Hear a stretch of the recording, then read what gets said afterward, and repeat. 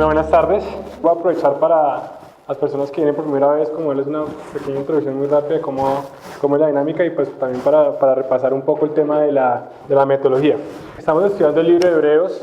La idea es poder hacer lo que la iglesia siempre ha hecho desde el principio, es que se reúnen a estudiar. Siempre es la iglesia cristiana primitiva, y es que dice la palabra que ellos se reunían en las casas y escudriñaban la escritura. Esa es la labor realmente que estamos haciendo acá. Aquí sencillamente estamos enfocando en que escudriñamos el libro de Hebreos. Vamos a tocar obviamente otras partes, pero nos enfocamos en el libro de Hebreos. El profesor, quien está acá, tiene la razón absolutamente no. Ustedes, yo creo que ya en lo que llevamos aquí en la iglesia hemos aprendido a que la verdad solo la tiene una persona, y la verdad es Jesús. Sí, de manera que usted no solamente está en el derecho, sino en el deber de escudriñar todo aquello que se va a decir acá, todo lo que yo digo acá, y corroborar con la escritura cuál es su posición y en qué piensa. Si usted considera incluso que puedo estar diciendo lo que no es, con todo, tendrá obviamente con su momento y en su orden, podrá debatirlo sin ningún problema, al igual que por ejemplo si alguno, no sé, dice alguna cuestión, no van a tomar nunca personal, pero si yo que pronto alguien está saliendo como por algo a otro lado, en mi posición daré mi argumento de defensa como tal. La idea no es que aquí no se ven a dictar A igual a B igual a C, entonces A es igual a C y usted se lo memoriza, A es igual a B, no. La idea es aquí realmente, o lo que yo siempre busco cuando de un grupo de estudios, que dar herramientas es para que se cómo estudiar la palabra. Entonces, si algunos de aquí han hecho el seminario que da la iglesia, que parece que es un seminario muy bueno, a mí lo que me gusta más del seminario, más que digamos que el contenido como tal que uno aprende, es la esencia de aprender a cómo ver la escritura y cómo analizar la escritura. ¿Sí? O sea, la idea que usted aquí hay que aprender es que yo aprendí que Hebreos 1 habla de esto, no es ¿por qué Hebreos 1 habla de esto?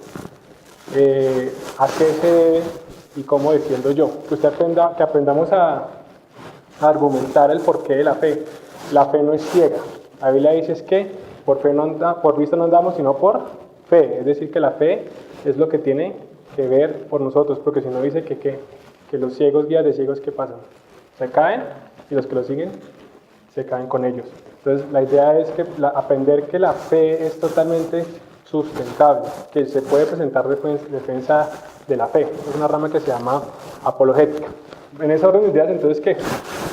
Que estamos en el deber de escudriñar la palabra, estudiar y demás. Estamos haciendo una metodología nueva, la estamos aplicando a ver cómo funciona, y es que se hace una parte teórica que es encargada, pues la tengo encargada yo con todos de interventoría, y está Melissa, que en su parte de experiencia pedagógica se da una aplicación, es cómo aplicarla. Hace 8 días tuvimos una clase muy buena que aplicamos todo lo que se ha visto en el capítulo 1 y comenzamos a ver versículos por versículos ya enfocados como tal, y en decir, bueno, ¿a qué se debe esto? Y usted qué cree, y cada uno da su opinión y se ve y mirar. Esta es la idea. El tema hoy es un poco, yo decía, uno de los temas más densos de Hebreos, porque ya es cuando el autor comienza a tocar el tema de Cristo como el autor de la salvación y la salvación respecto a la iglesia. Entonces, antes de iniciar, los tips para estudiar, ¿cuáles son? Primero, recordar que independientemente estamos estudiando un texto de Hebreos. Es decir, si aquí, por ejemplo, estamos viendo los aspectos de Jesús respecto a ese texto de Hebreos, no quiere decir que Jesús no tenga más aspectos en la Biblia, sino que estamos enfocándonos es en el texto como tal que estamos estudiando. Que ese texto tiene un porqué, un contexto y una razón, y es necesario entenderla. Yo les decía a ustedes, si nosotros reducimos toda la Biblia a una sola palabra, ¿cuál es esa palabra? Jesús. ¿Por qué? Porque toda la Biblia, desde Génesis hasta Apocalipsis, habla de Jesús. Usted podría hacer ese ejercicio con demás partes de la Biblia, con cada libro. Si usted coge el libro de Proverbios, ¿cuál sería la palabra? Sabiduría. Y usted comienza desde el principio, el libro de Proverbios hasta el final, comienza a hablar de la sabiduría, y que muestra que la sabiduría realmente ¿quién es? Jesús. O sea, el libro está amarrado al propósito del libro, está amarrado al propósito del libro. La sabiduría, pero la sabiduría ¿qué? De Jesús, que Jesús es el propósito de la Biblia.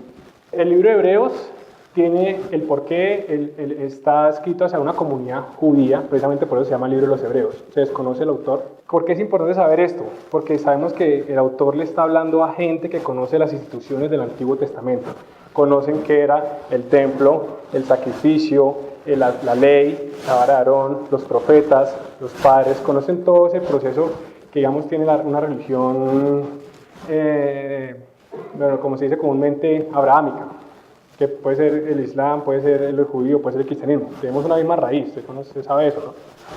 Entonces, estas personas a las que el autor le está hablando conocen eso. Muy diferente sería como a usted llegarle, al autor le hubiera escrito este libro a gentiles y decirles, no, es que la ley, ellos dicen, ¿pero cuál ley? No, es que Moisés. ¿Pero quién es Moisés? No entendemos quién es Moisés. Y cuando sacrificamos el cordero, ¿ustedes sacrifican corderos? Bueno, nosotros también, pero Atenea. Bueno, tenemos algo en común, pero es totalmente distinto, ¿no? Hay que entender que el autor el destino de estas palabras son para gente que conoce las instituciones del Antiguo Testamento. Y que posiblemente, leyendo el texto, nos damos cuenta que hay un conflicto. Porque claro, usted ha visto cómo es el tema religioso, ¿no? Muchos de ustedes, algunos nacieron cristianos desde el principio, otros no nacieron en el cristianismo, ¿no?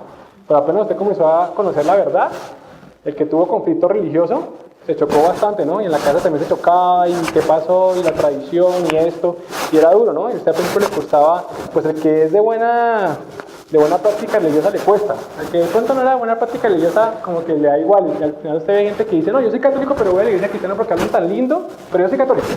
Porque siempre es como salvar esa tradición que le pesa a uno. Para esta gente es el mismo ejemplo. Ellos vienen de toda esa tradición y ese peso de la ley judía, y el hecho de que se cambien las normas del juego o comienza a venir la gracia o lo que se llama la predicación del evangelio, crea un conflicto grande. Entonces ellos todavía están, que incluso usted los puede ver no solo en este libro, sino que también por ejemplo, en el libro de Gálatas lo alcanza a ver, cuando comienzan a decir que tienen que circuncidarse, que aún tienen que guardar ciertas prácticas, y crea conflictos. Uno de los conflictos más grandes que tiene la iglesia primitiva se basan casi en dos cosas esencialmente: la de la circuncisión como tal, en cuanto a ritos, la de la circuncisión y la de la comida. Por eso usted se da cuenta que Pablo toca muchas veces ese tema de la circuncisión y de la comida. Lo toca en Gálatas, lo toca en Romanos, lo toca en Corintios, lo toca en varias partes. ¿Por qué?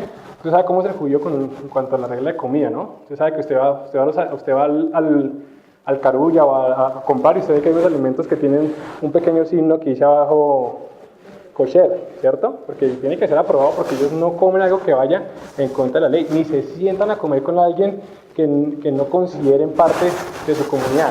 Obviamente, como todo, hay judíos que son relajados, hay judíos que son totalmente estrictos. Digamos que estamos yendo al punto ortodoxo de los estrictos. Tienen todas esas prácticas religiosas y comienzan a enfrentarse a este conflicto de que ya la comida no necesariamente tiene que guardar ahí la comida, que no la circuncisión, qué pasó con los sacrificios en el templo y qué pasó con los ritos que habían aprendido. Y el autor lo que está buscando en este libro es demostrar que Cristo es superior a todas esas instituciones del Antiguo Testamento. Ese es el punto del libro de Hebreos. El autor colocando la tesis demostrando que Cristo es superior a todo lo que se ha presentado en el Antiguo Testamento. Es más, que todo el Antiguo Testamento hacía referencia a Cristo. O sea, que era para Cristo. Si mientras estudiamos este libro usted se recuerda eso y siempre tiene en mente eso, va a ser mucho más fácil. No nos vamos a perder porque vamos a recordar cuál es la tesis y cuál es la intención. ¿Por qué? Rápidamente creo que tengo que empezar. Pasa que cuando muchos de los desvíos de la iglesia o el contexto o las confusiones es que cogemos un texto de la Biblia, por alguna razón nombra las personalidades de Dios y queremos con ese texto entender la Trinidad. Y decimos, bueno, pero es que aquí es confuso, no entiendo. Pues hombre, si usted se pone a leer el contexto y ve que el autor realmente en ese punto no está enfocado en hablar de eso, sino lo toma por un lado para probar un punto, pero realmente su tesis y lo que está defendiendo no es eso, pues obviamente pues con razón usted se va a confundir. Lo que se tiene que entender es precisamente cuál es el contexto, siempre revisar a qué se está refiriendo el autor, de qué está hablando y hacia qué va enfocado. Eso ayuda a hacer, ¿listo? Eso es como una pequeña introducción. Entonces hoy vamos a estudiar vamos a empezar el capítulo 2 de Hebreos. Entonces vamos a Hebreos 2 del 1 al 4, ¿lo tenemos? Hagámoslo todo porque es poquito, ¿listo? Por tanto, es necesario que con más diligencia atendamos a las cosas que hemos oído, no sea que nos deslicemos. Porque si la palabra dicha por medio de los ángeles fue firme y toda transgresión y desobediencia recibió justa retribución, ¿cómo escaparemos nosotros si descuidamos una salvación tan grande? La cual, habiendo sido anunciada primeramente por el Señor, nos fue confirmada por los que oyeron, testificando Dios juntamente con ellos, con señales y prodigios y diversos milagros y repartimientos del Espíritu Santo según su voluntad. Bueno, entonces resulta que, así como habíamos dado un ejemplo de que la Biblia habla de Jesús, el libro de Hebreos habla de Jesús superior en todos los aspectos de la fe, también podemos hacer ese mismo ejercicio con los capítulos, con los versículos. Mire, la Biblia no fue escrita ni con versículos ni con capítulos. Esto lo agregaron después los editores. La Biblia eran cartas, epístolas que iban de chorro. De manera que todo está interconectado, todo va conectado, todo tiene un porqué. Usted no puede decir que el capítulo 2, no es que el capítulo 2 ya es diferente del capítulo 1. Tiene que ver con cuando usted escribe una carta a un ser querido, usted está escribiendo. Claro, usted puede tocar varios temas, pero de alguna manera su carta tiene alguna relación y va por un hilo o algún mensaje. Hebreos está hablando de la superioridad de Jesús en todas las instituciones del Antiguo Testamento. En el capítulo 1, si no lo han escuchado, pues sería bueno que puedan escuchar en algún momento las clases pasadas. El autor desde el principio comienza mostrando a Jesús que es superior y que es Dios mismo. Ese es el sentido por lo que lea el capítulo 1. Empieza hablando realmente de Jesús como fuente realmente real y garantizada de que es el mensaje de Dios como tal. Mostrando que incluso que sí, que en la ley, que antes Dios había hablado por los profetas, con señales, con distintas manifestaciones, pero que a nosotros se nos había manifestado algo mejor, y era ¿quién? El Hijo de Dios. Dios, habiendo hablado de muchas maneras, de muchas formas, a los padres por los profetas, en estos procesos días nos ha hablado por el Hijo. Así empieza el libro de Hebreos. Es decir, muestra la diferencia. Sí, Dios habló aquí, pero ¿qué vieron ellos? Señales, visiones, zarza ardiendo, una zarza ardiendo, nubes de fuego, tornados de fuego, mares abiertos. Y claro, ellos veían, pero ¿qué pasa al rato? Después, al rato cuando tenían la prueba, dudaban de una vez. Porque decían, ¿y será que habrá sido eso? Aunque les daba miedo y todo. Pero y siempre decían, ¿y qué tal que eso signifique esto? ¿Y quién dice que esa es la interpretación correcta? Y entonces se le revelaban a Moisés, porque ya después Moisés no les decía como ellos querían y demás. Pero cuando viene el Hijo, ¿qué? Es la certera verdad de que sabemos de que Dios nos está hablando. Que la ley vino por Moisés, pero la gracia y la verdad vino por Jesucristo. Entonces la diferencia entre porque hay gente que todavía está buscando ¿qué? Dios, háblame por sueños, Dios, háblame por visiones. Dios, ¿qué quieres? Oiga, usted tiene algo mejor. ¿Qué? Que Dios mismo bajó y le habló, nos habló y nos dejó su palabra. Y esa palabra es la que usted realmente no tiene duda de que es la palabra de Dios. Yo no estoy diciendo que Dios no le pueda dar a usted en sueños, Dios no le muestre cosas. Pero si usted coloca el sueño por encima de la palabra, pues después termina usted cortando peluches, como pasó hace unos meses, ¿no? Los peluches endemoniados, la revelación del sueño. ¿No vieron ese video? Bueno, y así hay muchos ejemplos. Entonces, no digo que Dios no le hable a usted en sueños, pero oiga, primero es la palabra. Así comienza el autor de Hebreos. Entonces, Jesús es superior en eso y después comienza a hablar, y no es un ángel, es superior a los ángeles. Y eso es toda la parte del capítulo 5 en adelante. Comienza Jesús a debatir en cuanto a que, porque la gente también probablemente se iba a ver la creencia de que Jesús era un ángel enviado.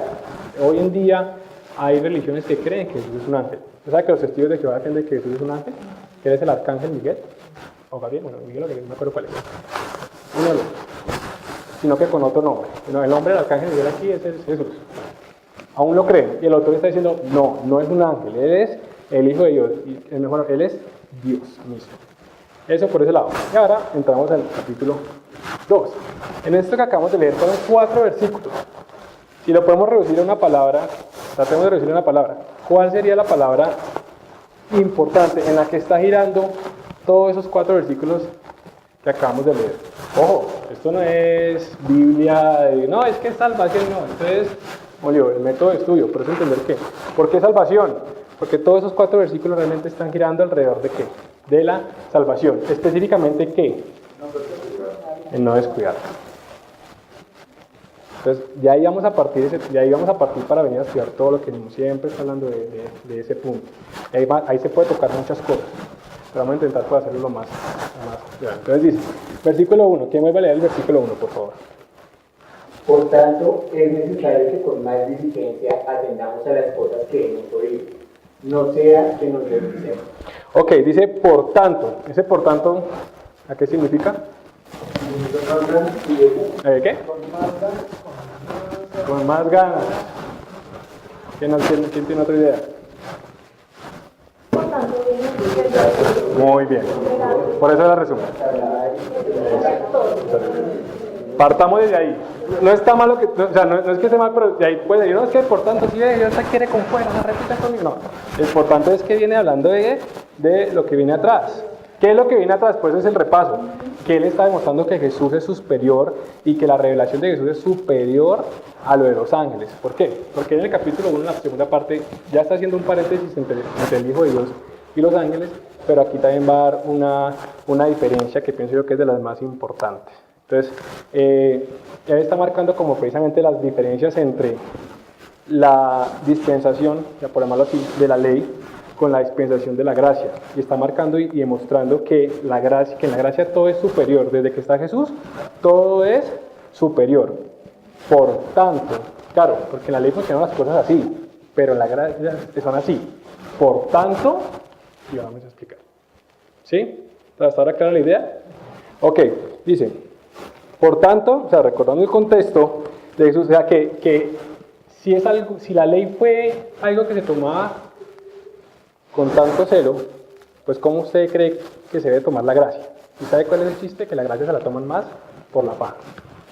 Que usted funciona mejor con la ley que con la gracia y debería ser al revés. Dice, por tanto, es necesario que con más diligencia. La palabra diligencia en el latín original, bueno, otra rápida paréntesis para las personas nuevas. Yo recomiendo y siempre es bueno comenzar a ver los textos, las palabras en hebreo. No sé que vamos a aprender en griego, perdón. Ya que vamos a aprender griego y estamos estudiando y la palabra y el significado de cómo es el griego. No, pero sí es bueno entender por qué. Por el significado que le dan las cosas, las palabras que tienen. Y ni siquiera incluso eso. Porque aunque los autores escriben en griego en ese momento, porque el griego es como el inglés de la época, el que todo el mundo entendía, o el que era más fácil de globalizar, el pensamiento de ellos es judío. Entonces, es también tratar de buscar realmente cuál es el significado, porque aunque usted no lo crea, el tiempo, el contexto, todo va cambiando el significado de las cosas. Y yo ahorita digo algo, uy, esto me parece que está re paila, pues ustedes todos me entienden.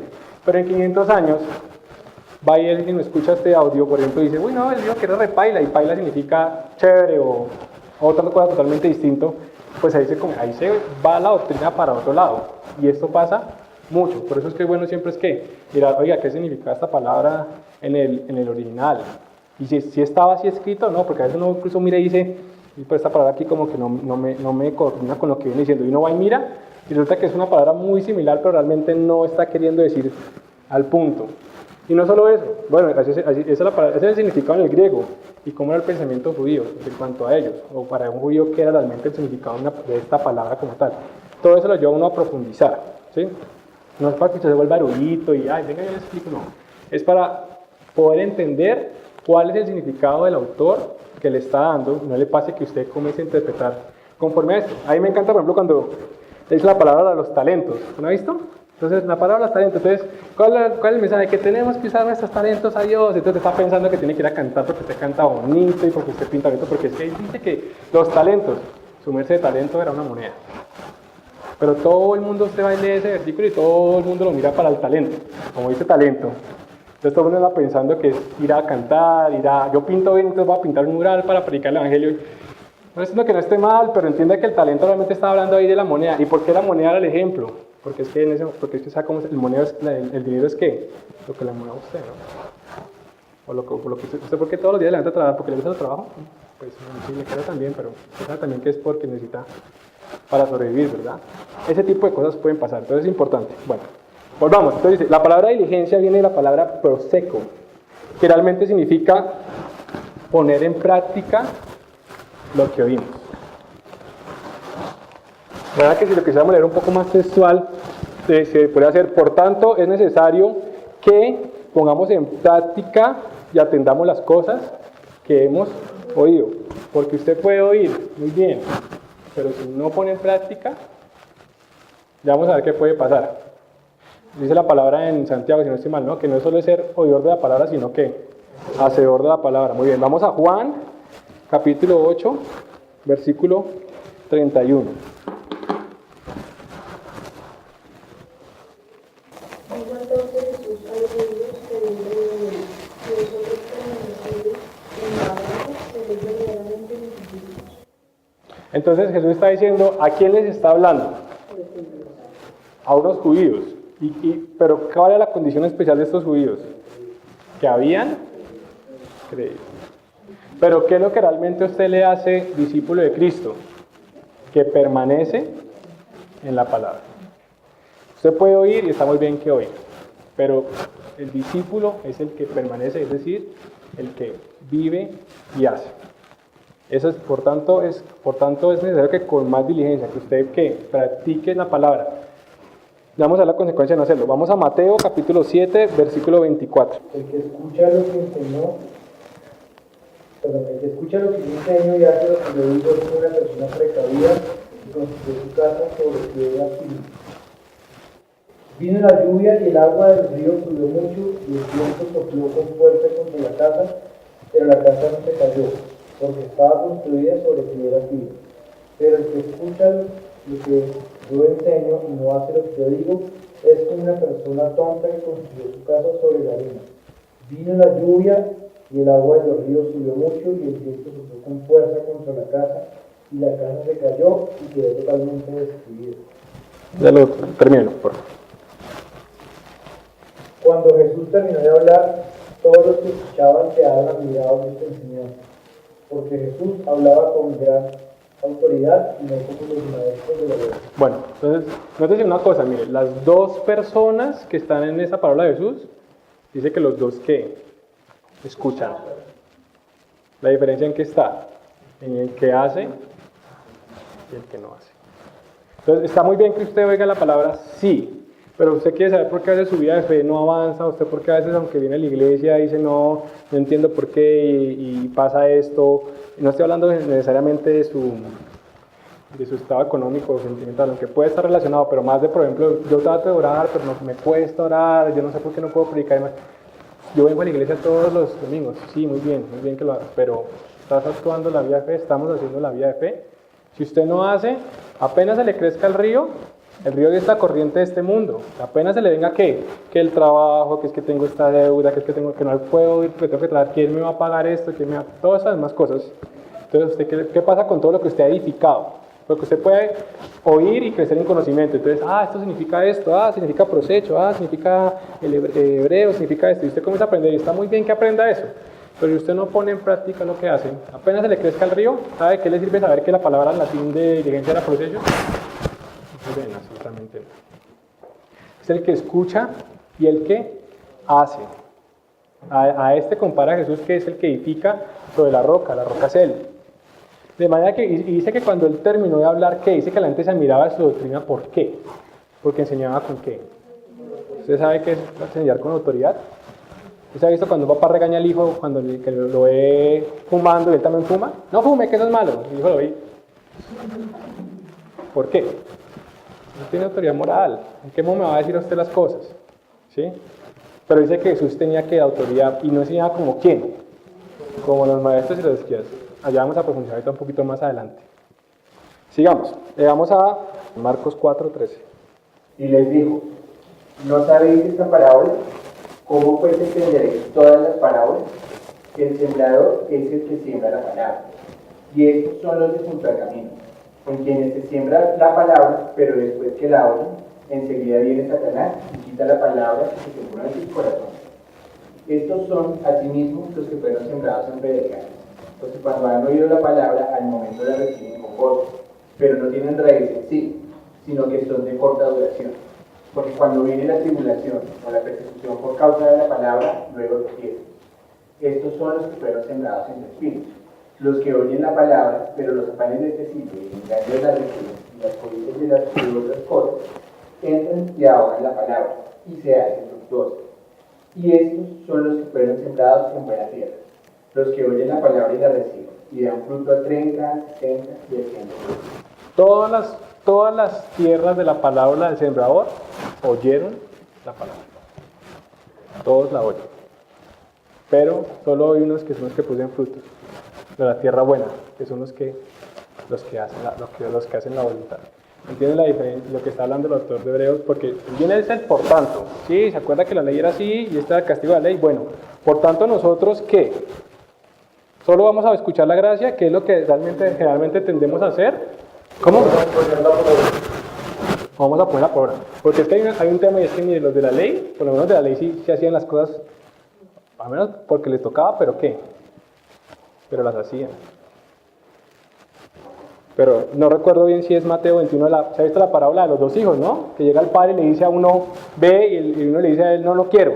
Pero dice que después arrepentido va y hace la voluntad del padre. Y que al otro va y le dice, hazlo, y le dice, sí, yo lo hago. Y después dice que no va. Y incluso ahí está hablando de los de la gracia y los de la ley. Que primero le dijeron sí a ellos y después no terminaban negándolo. Y los primeros que le han dicho no, o sea, los gentiles después le dijeron a él que sí. Pero ¿cuál fue la diferencia? Los que fueron, hicieron.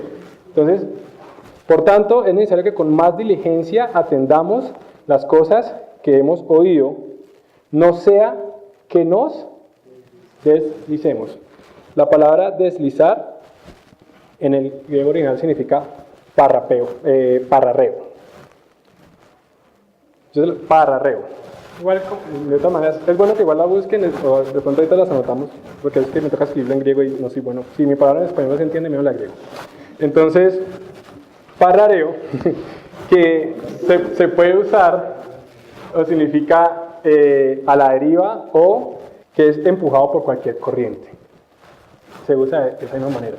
Incluso la palabra diligencia y esta palabra de parareo se usaba mucho también en términos de cuando usaban los botes, cuando anclaban los botes.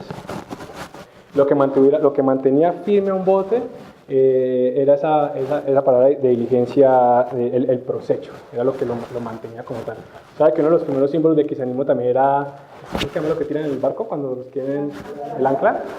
Los primeros cristianos también tenían como símbolo de Jesús un ancla, que Jesús era la forma del ancla de ellos de la vida de fe. Entonces, ¿qué significa deslizar? Mire el tema de la vida de fe es que ¿qué pasa cuando usted escucha la palabra y no la practica? Que usted comienza a deslizarse. ¿Qué es deslizarse? Mire yo sé que lo hemos visto aquí en la iglesia muchas veces. Si aquí cualquiera se le para y le dice niegue a Dios, todo el mundo va a decir, no, jamás en mi vida yo voy a negar a Dios. Pero es que así nunca comienza el deslizamiento de la vida de fe, sino que siempre comienza por grados de a poquitos.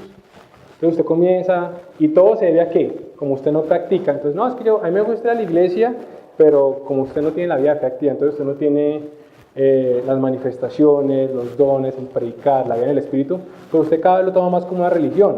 Entonces después usted ya no tiene problema con decir, ¿será que voy o no voy? Es que mañana juega Argentina contra Francia. ¿Será que voy o no voy? Y así usted comienza, ¿no? O, ¿será que le predico? No, es que yo no le predico a la gente porque la gente libre sabe que, pero ¿usted por qué comienza a pensar de esa manera? Pues como usted no ha practicado la vida, como usted no pone en práctica, usted no se da cuenta, usted aún no es consciente de la necesidad de que realmente ese es el alimento de su espíritu. Mira, el alimento del espíritu no es escuchar la palabra, es ponerla en obra. ¿No? Vamos, Juan, capítulo 4. Versículo 34. Mi comida es que haga la voluntad del que me envió y que acabe su obra. ¿Cuál es la comida? Hacer la voluntad. Entonces, si usted oye, está muy bien que oiga, pero si usted no alimenta su espíritu, si usted no hace, usted se va a deslizar. Claro, no va a ser de aquí a media hora, no lo va a hacer. Pero usted se pregunta, oiga, ¿por qué a mí me cuesta tanto dejar este pecado? ¿Por qué yo siempre tengo que hacer ese pecado? ¿Usted hace la voluntad de Dios? ¿Usted habla la voluntad de Dios? No, pero yo voy a la iglesia todos los domingos, y yo hago el seminario, y yo voy al grupo de hebreos. ¿Usted hace? Si no hace, no se pregunte más por qué le cuesta dejar eso que tanto le cuesta. porque usted no hace la voluntad de Dios. Él nos mandó, Él nos dijo, vayan y prediquen, vayan y vengan a conocer estas palabras que yo he hablado. Miren, no nos dio todo ese mandato de ley que había anteriormente. Y que vaya a mirar a usted un judío cómo lo cumple. A usted le dijo fue que, ¿sabe que le va a quitar toda esa carga? ¿Está cansado? Venga a mí, todo mi yugo, que es fácil. Y mi carga que es ligera. Le perdono todos los pecados. No tiene deuda con Dios. Si falla, tranquilo. Yo soy abogado delante de usted y Dios. Usted enfóquese en qué? En predicar. ¿Y usted sabe qué hace? Hay pecados. Y sigue pecando. Y después le pregunta por qué es lisa. No, pues yo creo en Dios. Sí, pues entiende que usted está jugando ahí al borde, esperando a que la mente le suba la marea. Y después llega, no, es que yo fui cristiano mucho tiempo y eso realmente no me sirvió. Y uno conoce, yo me acuerdo que cuando yo empecé la vida cristiana, yo conocí mucha gente que me decían, no, yo venía del catolicismo y me decían, no, es que él es líder de joven y este es líder de por aquí y este también en la iglesia, no sé qué, y no, uy, chévere.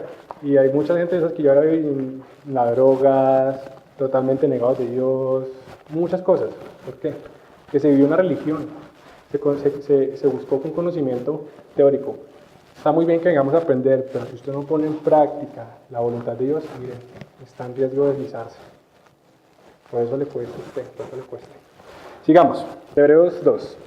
Porque si la palabra dicha por medio de los ángeles fue firme, y toda transgresión y desobediencia recibió justa atribución, ¿cómo escaparemos nosotros si desviamos una salvación tan grande? Hasta ahí. Entonces, dice, porque si la palabra dicha por medio de los ángeles fue firme, ¿cuál fue la palabra dicha por medio de los ángeles? La ley, muy bien, pero rápidamente el sustento bíblico. Hechos 7:53, alguien que busque Hechos 7:53, alguien que busque Gálatas 3:19. ¿Qué dice Hechos 7:53? Vosotros que recibisteis la ley por disposición de ángeles y no la guardasteis, oyendo estas cosas, se enfurecían en sus corazones y se hicieron los dientes contra él. Eso era contra Esteban, la aplicación de Esteban, Felipe. Esteban. Cuando les dijo, ustedes recibieron la ley, ¿por qué? Por posición de ángeles. Gálatas 3:19, ¿qué dice? Entonces, ¿para qué sirve la ley? Fue añadida a causa de la transgresión, hasta que viniese la simiente a quien fue hecha la promesa y fue ordenada por medio de ángeles en manos de un mediador. ¿Quién fue ese mediador? Moisés. ¿Pero quién fue, a través de quién se dio la ordenanza de la ley? De los ángeles. Acuérdense, lo que hemos visto en el primer capítulo, es que Dios todavía no se ha manifestado realmente. ¿Hasta cuándo? Hasta que vino Jesús. En el primer capítulo estuvieron sí visiones, los ángeles dan el mensaje, pero miren, incluso los ángeles no entienden muchas cosas, también lo vimos la vez pasada, los ángeles no entienden muchas cosas que la iglesia sí entiende, porque la iglesia tiene algo mejor, que es que el Espíritu Santo que mora dentro de ellos. Pero entonces la ley fue la que dieron los ángeles, y dice, si la palabra dicha por medio de los ángeles, ¿qué? Fue firme, y toda transgresión y desobediencia recibió, ¿qué? Justa retribución. ¿Usted se acuerda cómo eran los castigos de la ley? Muerte. Eso es lo que uno decía, pero ese Dios, y la gente siempre dice, no, yo no entiendo ese Dios de los cristianos, es todo bipolar. Entonces el Dios del Antiguo Testamento, así lo dicen ateos, de verdad, así lo dicen. Ese Antiguo Testamento es un Dios sanguinario, ese Dios lleno de sed, de sangre y todo. Y después llega este Jesús de paz y amor, ¿no? Como variante ese Dios, ¿no? Como cambiante. Porque es que esa ley era dura ¿para qué? Para explicar verdades mayores. Eso lo vamos a ver después en Hebreos 9. ¿Pero qué? ¿Pero se recibía qué? Justa distribución, retribución. Mire, la más dura era cuando un hijo blasfemaba contra los padres. ¿Se acuerda qué tenía que hacer el padre? Sacarlo y apedrearlo. Y se hacía. ¿Por qué qué? Porque esta es la palabra de Dios. Si esa era la justa retribución de la ley, que llevaba a esos niveles, la gracia, entonces la gracia ya es relajémonos todos. Mire, el autor le está diciendo, mire, ¿sabe qué? Si aquí se cumplieron las cosas con temor, usted aquí debería tener aún mayor diligencia en hacer lo que se le mandó. Porque este es el pago de ellos, sí que fue, sí, pues incumplieron la ley, su castigo de la ley. Pero usted está en el castigo de la gracia. ¿Sabe cuál es el castigo de rechazar la gracia? Es el castigo que la apedrean. La palabra transgresión dice, Porque si la palabra dicha por medio de los ángeles fue firme y toda transgresión y desobediencia. La palabra transgresión en el, original, en el griego original es parabasis, que significa cruzar una línea o desviarse. Eso significa la palabra transgresión, cuando usted se desvía. Y la desobediencia, la palabra original es paracoe, que significa escuchar incorrectamente. Y es usada en el original, es usada como cuando usted no obedece porque usted ni siquiera escuchó las indicaciones bien que le habían dado. Va relacionado por ese lado.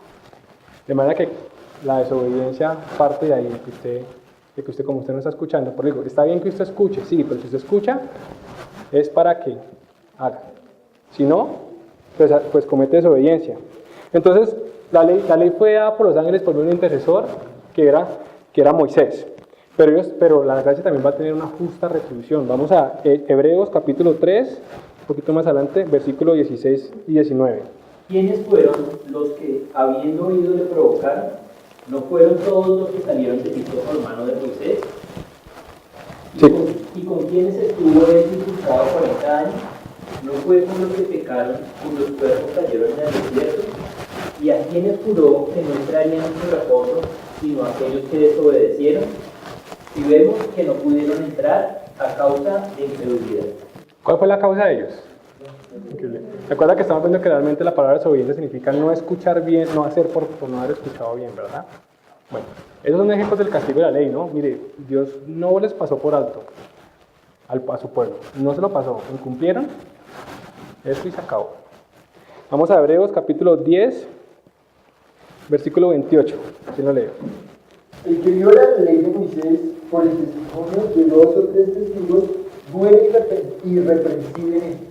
Irreprensiblemente. Ahora lee el versículo 30 y 31. Conocemos al que dijo: mía es la venganza, yo daré el pago, dice el Señor. Y otra vez, el Señor juzgará a su pueblo. Horrenda cosa es caer en manos del Dios vivo. Horrenda cosa es caer en manos del Dios vivo. O sea, ¿cuál es el problema? Que como usted está pensando todavía que la ley era la dura y la gracia es la que nos pasamos por la mano. Y entonces después, ¿por qué yo no tengo tanta comunión con Dios? ¿Por qué no cuesta tanto? ¿Por qué no veo tanto? Porque usted está pensando que la gracia era más ligera y realmente la gracia, aunque su carga es más ligera porque es por nuestros pecados, es de mayor cuidado y es de mayor diligencia que la ley. Es que la ley era como esa niñera, ¿no? Que usted lo tiene y le dice, bueno, pórtese bien y le pone la niñera al lado. Pues usted se porta bien porque ¿qué? Tiene la facilidad de que tiene la niñera al lado. Pero la gracia es cuando su papá se va y le dice, me voy un fin de semana, usted verá lo que hace. Y usted viene a llamar a los amigos, parce, venga que tengo la casa sola y bueno, ahí comienza. ¿Por qué? Porque como espero yo que era más fácil. ¿Qué leímos ahorita de Jesús? Que decía que ellos admiran de su doctrina porque Jesús enseñaba con autoridad. ¿Y cuál autoridad que era? Que no era igual a la de los fariseos y a los escribas de la ley. ¿Cuál era el error de ellos? Vamos un momentico a Lucas, capítulo 12, versículo 1. Pregunta antes, mira, ¿cuál es el error? Para ustedes, ¿cuál era el error? ¿Cuál es el error de los fariseos? ¿En qué es lo que los fariseos fallan en cuanto al cumplimiento? Nosotros ya sabemos que pues ellos no aceptan a Jesús, listo, está bien, pero ¿cuál es el error en sí o la base del error de ellos? ¿Creerse qué? Creerse superiores, ¿qué más? Por sí mismos, por sus obras, podían justificar todo eso. Exacto. Ellos están confiados en qué? En que las obras es lo que lo van a ellos a justificar delante de Dios. Démoslo por ahora sí. Esa es la confianza de ellos, ¿no? Vamos a Lucas 12, versículo 1. ¿Quién lee? En esto, juntándose por millares la multitud, tanto que unos a otros se atropellaban, comenzó a decir a sus discípulos, primeramente, guardaos de la levadura de los fariseos, que es la hipocresía. Porque nada hay encubierto que no haya de descubrir, ni oculto que no haya de saber. Entonces le dice a ellos, guárdense de la levadura de los fariseos, ¿que es cuál? La hipocresía. ¿Qué es ser hipócrita? Dar ante los demás algo y ser algo completamente diferente. Jugar la doble, ¿cierto? Entonces que el fariseo decía, es que es la ley, es que las horas, y realmente ellos no hacían. Esa es la levadura de los fariseos. Usted lo que tendría que aprender de los fariseos realmente es lo que usted dice. ¿Qué aprende de los fariseos? Pues que uno no es salvo por la ley. que uno no es salvo por obras. Sí, está bien, pero realmente no se ha fijado en la esencia de eso como tal. Eso es como cuando usted tenía en el colegio, ¿se acuerda que habían 2 cursos, o 3, 4, y los 2 tenían examen de español el mismo día? Y los primeros lo tenían a las 7 de la mañana y los últimos lo tenían a las 10 de la mañana. ¿Qué pasaba en el recreo a las 9 de la mañana? ¿Qué fue? ¿Cómo fue que le preguntó? Llegaba usted. Entonces usted llegaba súper confiado al examen, ¿cierto? Y usted decía, listo, no, ya esta me la sé, ya me la dijeron normal, ¿no? Usted está pensando, yo que aprendí de los fariseos, a que no soy salvo por obras. Entonces, como no soy salvo por obras, soy salvo por gracia. Y como la gracia es obra del Señor, pues yo puedo hacer lo que quiera y escribir las obras. Y usted dice, yo sí le aprendí a los fariseos. Esos fariseos sí fueron tontos. Mire, el error de los fariseos fue que la hipocresía. A ellos se les había dado una ley para cumplir y no la cumplían. A usted también se le va a hablar de la hipocresía, solo que a usted no se le dio la ley. ¿Usted piensa que le van a hablar todavía que se cumplió la ley? A usted se le va a evaluar que si usted hizo lo que se le mandó a hacer. De manera que si usted, está muy bien que usted sepa que la ley no lo salva, ni las obras. Pero si usted no está haciendo lo que le mandó a hacer en la gracia, usted está haciendo el mismo error que cometió los fariseos. Peor. A los fariseos les va más suave que a usted. Porque ellos no tienen la facilidad que usted tiene para cumplir su obra. De manera que usted se convierte en un fariseo espiritual. Que usted anda pensando, es que los fariseos, ellos son los que creen que por obras son salvos. Sí, los fariseos, los elementales. Pero un fariseo, ¿de quién es? El que juega la doble, la hipocresía. Que usted dice que cree y entiende la gracia de Dios, y estos son la gracia de Dios para ustedes. Fariseos. Vamos a Mateo 23, del 1 hasta el 4. Entonces habló Jesús a la gente y a sus discípulos diciendo: en la cátedra de Moisés se sientan los escribas y los fariseos. Así que todo lo que os digan que guardéis, guardadlo y hacedlo, mas no hagáis conforme a sus obras, porque dicen y no hacen. Entonces, Jesús le salta una cosa a los fariseos, y es que él en ningún momento está negando que ellos tengan una buena interpretación. No lo niega. Es más, le dice a la gente, oiga, hagan. ¿Cuál es el problema de ellos? Que dicen y no hacen. ¿Cuál es el problema de los discípulos? No, los discípulos no, de los que oyen. ¿Escuchan? No sé si ni siquiera, ¿será que al menos dicen? ¿O no dicen ni siquiera? Que dicen y no hacen. Entonces sí, usted está muy bien. Usted le preguntó a los fariseos, ¿cuál fue el examen de ustedes? No es por las horas, listo, no es por las horas, ya pasé. Breve, entonces me voy a portar mal y va a creer en Jesús porque no es por las horas. Y era por la hipocresía. Y a usted se le va a evaluar desde lo que usted se le entregó y fue la gracia, o la ley. Pero entonces, ¿para qué está usando la gracia? Con mayor diligencia, es necesario que con mayor diligencia cuidemos esta salvación, sino que nos deslizamos. ¿Qué es lo que se nos va a hablar a nosotros? ¿La ley o la gracia? Hebreos 2, versículo 3, ¿qué dice? ¿Cómo escaparemos nosotros si esperamos una salvación tan grande, la cual, habiendo sido anunciada primeramente por el Señor, nos fue confirmada por la verdad? Mire, tanto la ley como la gracia son dos cosas importantes, pero sin lugar a duda, la gracia es la mayor, y eso es lo que el autor está queriendo entender. La libertad, la gracia de Cristo es la mayor. ¿Será que si usted descuida la menor, el castigo va a ser igual que descuida las algo mayores? Cuando a usted se le da algo de mayor responsabilidad, se le da a los dos. La palabra de los talentos, ahí apliquémosla. ¿A quién se le juzga? A todos los que la perdieron, se le juzga. Pero ¿a quién se le retribuyó más? ¿Recuerdan esa palabra? Que al que más se le había dado, más se le ha retribuido. A usted se le entregó algo mayor que la ley. ¿Se acuerda cómo era el castigo de la ley? ¿Cómo piensa que va a ser la gracia? Porque si la palabra hecha por medio de ángeles fue firme y toda transgresión y desobediencia recibió justa retribución, ¿cómo escaparemos nosotros si descuidamos una salvación tan grande? Es que así como de grande es la salvación, así de grande es su responsabilidad y así de grande será lo que se le viene si la descuida. Y usted tiene algo mayor que la ley. Por eso es que comienza, por tanto. Yo estoy empezando a hablar de que Cristo es superior, Cristo ha sido la mejor forma en que Dios nos ha hablado, Cristo es superior a los ángeles. Oiga, por tanto, por favor, no van a cometer el mismo error de los de la ley, porque antes usted tiene que actuar con mayor diligencia de esto. Sí, tranquilo, yo sé que ya no es por obras. No, que es la hipocresía. Tiene que Dios era la obra. Lo de usted es que tiene que hacer lo que escuchó. ¿Al menos escuchó? Si no, cae. ¿Cómo escaparemos nosotros si descuidamos una salvación tan grande, la cual, habiendo sido anunciado primeramente por el Señor, nos fue confirmado por los que oyeron? Los que oyeron da como a entender que el autor realmente no era alguien de los que había oído. Entonces, como no sabemos realmente quién es el autor de Hebreos, hay gente que dice que fue Lucas, no se sabe realmente cuál fue el autor, pero pareciera dar a entender, dice, nos fue confirmada por los que oyeron, es decir, como si estuviera hablando de que los que oyeron fueron otros, o sea, el autor es de otra generación, puede haber sido Bernabé, puede haber sido Pablo, porque Pablo sí mismo no estuvo con el Señor cuando él estaba como tal. Bueno, como un dato curioso, unos dicen que fueron la tercera generación, en fin, eso, digamos que eso ya es de tema de estudio más profundo. Testificando Dios juntamente con ellos, con señales, prodigios y diversos milagros y repartimientos del Espíritu Santo según su voluntad. Esa palabra, ¿cómo escaparemos si descuidamos? La palabra descuidamos en el griego original es amaleo. Y ese amaleo significa ver algo con poca estima, con poco valor. Cuando usted tiene algo por nada. Eso representa la palabra descuidamos. Y ese es el problema con nosotros con la gracia. Como nos quitaron la niñera, entonces pensamos que la gracia es para hacer todo lo que queramos. Igual Dios me va a perdonar.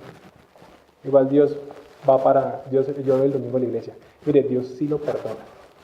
Y sí, la verdad. Y sabe que ojalá que estas palabras no sean para que nosotros lo tomemos más por la faja, porque a veces sirve como consuelo de tontos. Ay, bueno, sí, es verdad, Dios lo perdona, pero sabe que hay un momento en que Dios también dice en la Biblia que Él tiene un límite. Y también le dice a usted, ¿sabe qué? Efraín es dado a los ídolos. Ven. Y se va. Y Dios lo espera a usted a que venga ya cambie. Venga ya cambie. Ay, Señor, pero es que yo sé que no es por las obras, es por tu gracia. Deja hacer eso. Aunque se está deslizando. Porque no se dedica a hacer lo que yo le mandé. Aunque se está deslizando. Sí, Señor, después espérate que yo termino esto y yo tengo este sueño, Señor. Apenas lo cumple, yo lo hago. Apenas lo cumple, más responsabilidades, más de todo. ¿Usted lo ha visto? Y a veces uno, cuando está con trabajo, tiene un montón de cosas y dice, no tengo tiempo para nada. Y después usted se queda sin trabajo e igual usted no tiene tiempo para nada. Porque tiene un montón de que usted nunca va a tener tiempo. Nunca. El mundo se va a encargar de que usted siempre tenga algo que hacer. Tranquilo. Menos lo que realmente tenía que hacer en esta vida. Versículo 4 dice, testificando Dios juntamente con ellos con señales, prodigios y diversos milagros y repartimiento del Espíritu Santo según la voluntad. Esto era prueba de que realmente Dios era fehaciente en lo que está diciendo. ¿Por qué había tanta manifestación de poder en los primeros años de la iglesia? Y bueno, ahora, eso es un punto que vamos a entrar a discutir un poco. Era porque Dios precisamente estaba mostrando con ellos, testificaba que lo que ellos estaban diciendo era verdad. Claro, porque puede llegar cualquiera a hablar bonito y demás, pero cuando ya mostraban alguna señal, pues decían, oiga, sí, tal vez sí. El problema es que hay que entender muy bien ese significado de señales como tal. La palabra señal en el original significa semeión. Y realmente esa palabra lo que ha entendido el original lo que significa es la marca que da o la marca que da o la señal que advierte una dirección. Es decir, mire, en una clase hablábamos y decía, ¿cuál era la señal de Jesús? La señal de Mesías, que él curaba, que él le dio vista a los ciegos. Sí, es verdad. ¿Quién iba a poder dar vista a un ciego? Tenía que ser Dios. Pero después usted va ahí a donde el niño masónico, por ejemplo, o al otro, y el otro le devuelve a su novio, o le cura de eso, o le pasa el semestre, le devuelve el trabajo. Entonces, ¿usted cómo confronta eso? Incluso en la Biblia hay muchos ejemplos de personas que hacían manifestaciones y señales. Desde el Antiguo Testamento, ¿se acuerdan los magos del faraón que también les convirtieron las varas en serpientes y también lo hacían? Ellos también demostraron señales. ¿Cuál es la diferencia entre esas señales y entonces la de Jesús? Pues ellos están curando. En los hechos vemos que hay gente que hay vinos que tenían demonios y les ayudaban en la suerte a los amos y les iba bien, decían ellos. Y estaba Bar Jesús, si no estoy mal, hay uno que estaba flotando, ¿no? No me acuerdo cuál fue el nombre, que flotaba y que los discípulos se dieron cuenta que los tenían sujetos los demonios y oraron y el tipo se cayó y se quebró una piedra. ¿No leí eso? Está por ahí. No me acuerdo cuál es. Está castellano. Está por ahí. Pero ¿cuál es la diferencia entonces? Moisés le convirtió la vara en serpiente, breve faraón, vea, se la convirtió. ¿Cuál es la diferencia? Mire, la señal de Jesús como tal, ¿cuál es? Sí, él está dando vista a un ciego, y es algo que solo Dios en su poder como tal puede hacer. Pero, ¿cuál es el peso de la señal?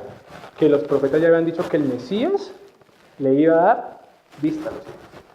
Por eso es cuando él está haciendo la señal realmente, ¿cuál es? No es el acto sobrenatural, sino que la señal es que él está cumpliendo lo que los profetas están diciendo.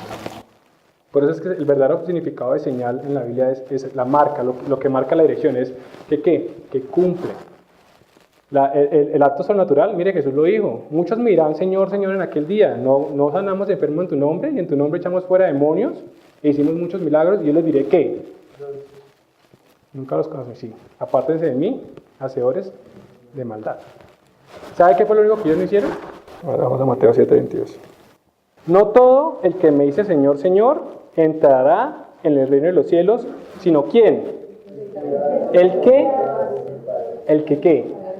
Hace. El que hace la voluntad de mi Padre que está en los cielos. Hace. Muchos me dirán en aquel día, Señor, Señor, ¿no profetizamos en tu nombre? Y en tu nombre echamos fuera demonios, y en tu nombre hicimos muchos milagros, y entonces les declararé, nunca os conocí, apartados de mí, hacedores de maldad. ¿Por qué ellos no pudieron entrar? ¿Qué no hicieron? ¿Por qué no hicieron? ¿Por qué no hacen?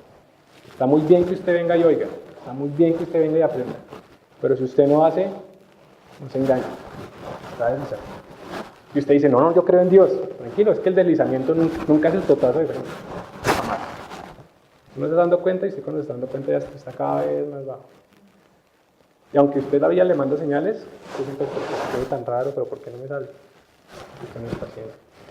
Entonces, como tal, pues, la prueba de la señal como tal era que Jesús cumplía la escritura. La señal es como tal que es que nosotros cumplimos la escritura, no es el hecho de que venga yo le mire, venga como le sano yo usted al familiar, ay sí, ahora sí le sanaste, sí está bien, eso da testimonio, no voy a decir que no, sí lo da, pero si usted le enseña a la persona que la señal como tal es eso, pues le va a decir, ay, pero mire que yo miré que en el pacto, en el enlace también la gente donó y se sanó. O llamaron al número de la radio y también se les sanó. Porque la señal realmente es ¿qué? El cumplimiento de la palabra. Pero Dios, aún así, testificaba con los apóstoles y mostraba esas señales. ¿Por qué? Porque demostraban y eran prueba fehaciente de que ¿qué? De que Dios se movía con ellos. Pero no era, dice, testificando juntamente con ellos. Es decir, ¿por qué? Porque ellos lo que tienen que hacer era ¿qué? Ellos estaban haciendo lo que tenían que hacer. Hablaban, explicaban, decían. Y por eso Dios se manifestaba. Las señales de Jesús siempre fueron acompañadas con la palabra. Es más, muchas veces Jesús le decía, Padre, que no tenía necesidad, sino que lo hacía por causa de ellos. Padre, yo te doy gracias porque sé que siempre me oyes.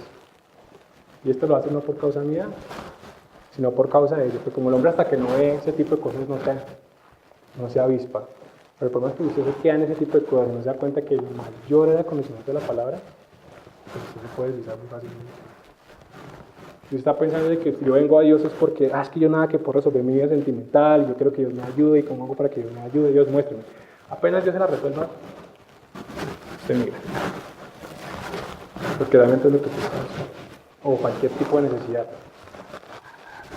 Si realmente entendemos que, oiga, a usted le fue algo, Dios le dio algo más importante que sí, que el novio que usted quiere, que el trabajo que usted quiere, que la situación que usted quiere, le dio su salvación, para que usted que la guarde con diligencia.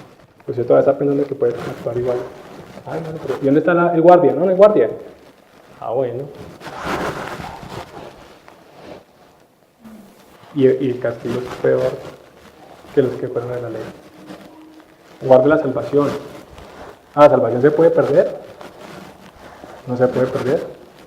¿Nosotros buscamos la salvación o Él no la dio? La Biblia no dice que no nos escogimos nosotros a Él, sino que Él nos escogió a nosotros. La Biblia no dice que no es que nosotros hayamos amado a Dios, sino que Dios nos amó primero. Es un punto a discutir, vamos a entrar un poco en ese tema en la próxima clase. Habíamos planteado un tema y aquí se toca un tema que es de las discusiones más largas que ha tenido la iglesia. Estoy seguro que no la vamos a resolver, pero es bueno que vengamos a compartir opiniones, a discutirlas, a mirar. Y es, ¿la salvación se pierde o no se pierde? ¿Hay predestinación o no hay predestinación? ¿La obra la hacemos por decisión propia nuestra o es porque ya, como que dice, Dios nos dio algo y automáticamente la hicimos? ¿Qué tanto de decisión hay en el hombre y qué tanto no? Porque el autor está dando una advertencia y es, no descuide la salvación. Ah, mire, está claro, ahí dice que se puede perder. Entonces, se lo aseguro que hay buenos argumentos para decirle, no, ahí lo que se está refiriendo es, aunque usted es salvo, siempre es salvo, tiene que actuar como si no descuidara la salvación.